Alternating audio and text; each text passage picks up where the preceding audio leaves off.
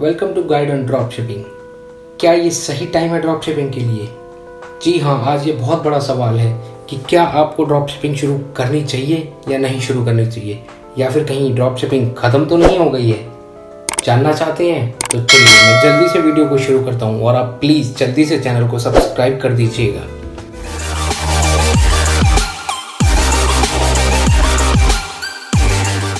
तो दोस्तों, drop shipping बिल्कुल भी ख़त्म नहीं हुई है, बल्कि ये पहले से भी ज़्यादा स्ट्रांग हो गई है। जी हाँ, आपने बिल्कुल सही सुना, इस पैंडेमिक ने हमें एक अपॉर्चुनिटी दी है। देखिए, लोग ऑनलाइन शॉपिंग तो पहले भी करते थे, लेकिन एक तबका था जो मार्केट में जाके भी शॉपिंग करना पसंद करता था।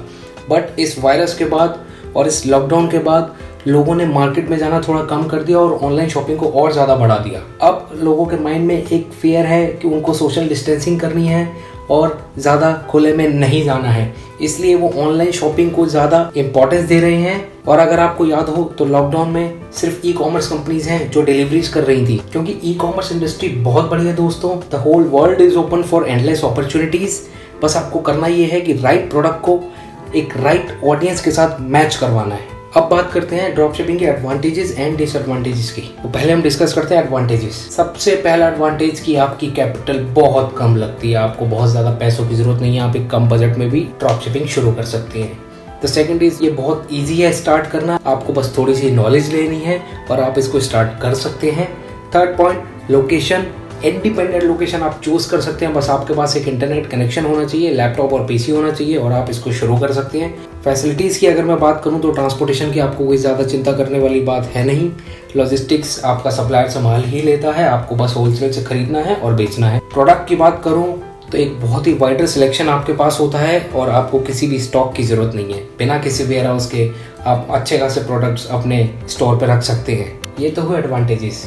अब जहाँ कुछ एडवांटेजेस होते हैं वहाँ डिसएडवांटेजेस जरूर होते हैं, तो हम ड्रॉबैक्स की बात कर लेते हैं। Number 1 is margin. इसके ऊपर आपका कोई कंट्रोल नहीं है, इतना हाई कंपटीशन है कि आप बहुत ज़्यादा पैसे किसी एक प्रोडक्ट के ऊपर नहीं कमा सकते हैं, अनलेस कि वो एक नीश हो, बट नीश में भी गारंटीड नहीं है। ऊपर से जो ट्रांजैक्शन फीस लगती है वो भी आपके पॉकेट से ही जाती है। और इसी से जाते हैं अगले पॉइंट के ऊपर, जो कि है कंपटीशन। कंपटीशन और मार्जिन कहीं ना कहीं एक दूसरे से मेल खाते हैं।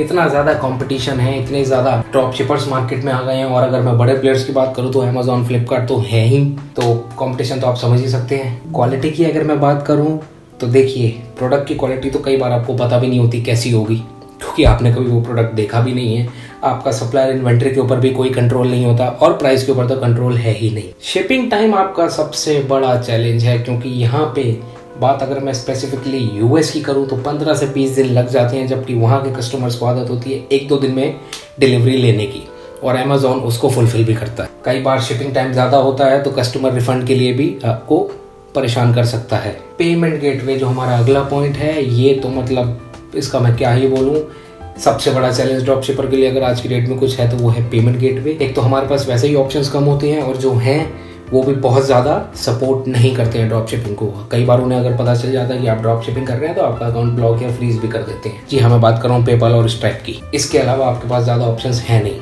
तो क्या हमें ड्रॉप शिपिंग करनी चाहिए? ये बात हो गई एडवांटेजेस एंड डिसएडवांटेजेस की। अब एक सवाल कि क्या हमें करना चाहिए या नहीं करना चाहिए। देखिए दोस्तों, ड्रॉप शिपिंग का स्टोर बनाना तो इजी है, लेकिन ड्रॉप शिपिंग डिपेंड करती है पेशेंस के ऊपर। 90-95% आपको पेशेंस चाहिए। कई लोग तो 2-3 महीना तक स्टोर बनाते हैं, एड चलाते हैं, सेल नहीं आती, छोड़ देते हैं। बट आपको इस बिजनेस के लिए पैशनेट होना पड़ेगा। Don't lose hope, you also can earn money, लेकिन बिजनेस को थोड़ा सा मैनेज करना आना चाहिए। ड्रॉप शिपिंग वैसे तो एक प्रॉफिटेबल बिजनेस है, बशर्ते आप इसको सही तरीके से करते हैं, एंड ये डिपेंड करता है आपकी नॉलेज के ऊपर। तो आज के लिए इतना ही दोस्तों। आप अपने सवाल हमसे सोशल मीडिया में पूछ सकते हैं, लिंक मैंने डिस्क्रिप्शन बॉक्स में डाल दिया है। वीडियो पसंद आया तो प्लीज़ लाइक कर देना, चैनल को सब्सक्राइब कर दीजिएगा और बेल आइकन का बटन दबाना ना भूलें। आपका दिन शुभ हो।